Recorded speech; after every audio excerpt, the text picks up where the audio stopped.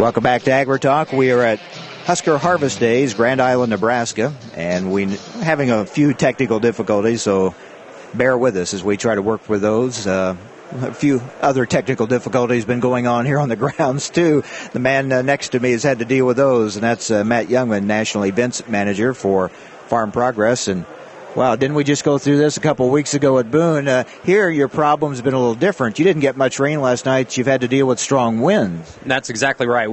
I don't think we actually got any rain to speak of, much less than a tenth. But we had, for about 3 hours, we had 40-mile-per-hour winds in the middle of the night, and that obviously did some damage to the tents on the edges of the grounds. Some more than others. Some were pretty significantly damaged. The visitors here probably won't notice it, but there are a lot of exhibit components that are now sitting in the back of a truck somewhere. Yeah, I mean, it didn't just blow. It blew things quite a ways away. They had to go find it before they could put things back up. Yeah, we had tents flipped over, and we were finding tent stakes out in the middle of the streets, and garbage cans strewn evenly around the showgrounds. But the good thing is it happened at 2 in the morning and not 2 in the afternoon. So delay the start a little bit and get everybody in here safely, and we're having a great show. And the radar looks clear for right now.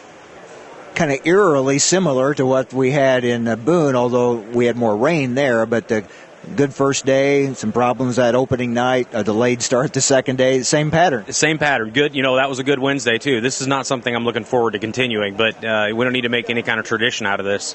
It is eerily similar, but we have a good team at Farm Progress Show, good team here at Husker Harvest Days, and everybody pulled together, and it was really cool this morning. You had exhibitors coming in, and I'm just going to pick on one in particular. John Deere came in, checked their exhibit out, and everything was fine.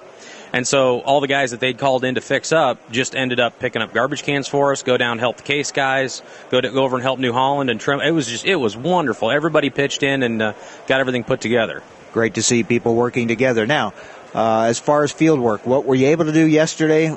Can you do anything today? We did everything yesterday except bale hay, and we are going to be able to do everything today, maybe not bale hay again, just because it's not, in this weather, it's not getting dry very fast when you get a tenth of rain with these winds. So we're going to run combines here in about an hour, and that'll kick things off, and we'll go from there. And then hopefully, as you said, the weather's supposed to be pretty good tomorrow, so that would give you that third day. That's exactly right. We need to make it to 5 o'clock today, and then the chances for rain go to about 0 for the remainder of the show. So, yeah, we'll get through this and then have a real good closing day tomorrow. It's supposed to be beautiful weather tomorrow, and as you know, that's the day that I always preach everybody ought to come because nobody's here, and you can get around real easy. We were very pleasantly surprised at the firmness of the parking lots. The alfalfa fields were in good shape today. Yeah, they're in great shape. We got a quarter of an inch of rain on Monday night, and that really worked well for dust control, and the parking lots have held up incredibly well. This show, of course, has a little more emphasis on irrigation equipment, more of a livestock emphasis, a little more than Farm Progress. That it does. This show has about 100 more exhibitors than Farm Progress Show, and primarily they are exactly that. They are the livestock guys or folks that have components to go along with irrigation systems.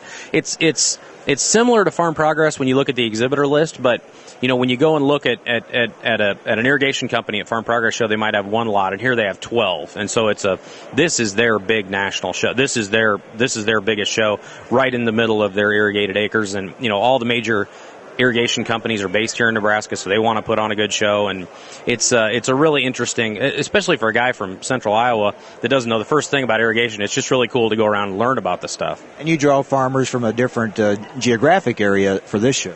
That's exactly right. This show draws really well from the entire western Corn Belt, and anybody who irrigates. We get a lot of Kansas, Colorado, the Dakotas, the Mountain West states, and it does a good job of international visitors as well. We'll get about 40 states and about a dozen countries represented here at the show. So all in all, things are better than you might have thought going into last night with the weather forecast as it was. And it looks like you're going to have a pretty good crowd on the grounds today. There is a huge crowd in the parking lots, and they're filing in real steadily. You can see that it's, we're 20 minutes into the show, and the exhibits are packed, and so we're looking forward to a really good day today. And again, tomorrow, if you're able to go a normal schedule, what time will you open in the morning? We open at 8 o'clock tomorrow morning and run a full schedule of field demonstrations that kick off at 11 o'clock. The cattle handling demo kicks off at 10. Stock dogs are new for this year. They're running all day. So lots going on. And the only thing different about tomorrow, the only different about Thursday is that we close at 4 instead of 5 like we will today. So you barely caught your breath from Farm Progress, and then you come here. Do you get a chance to catch your breath a little bit after this show? I'm going to go home about noon on Friday, and then I'll see you guys in November. Sounds good. Thanks, man. Thank you, Mike. Matt Jungmann, National Events Manager for Farm Progress. So, as you heard, they're going to be able to do most things they'd planned on today, here the second day of Husker Harvest Days in Grand Island, Nebraska. All right, we have a lot more to talk about. We're broadcasting with the folks from Mosaic here at the Central Valley Ag Display in the Varied Industries tent at the Husker Harvest Days. We'll be talking about some micronutrients. We're also going to be talking a little later with Monsanto and drought-tolerant corn. More to come. Stay with us on AgriTalk.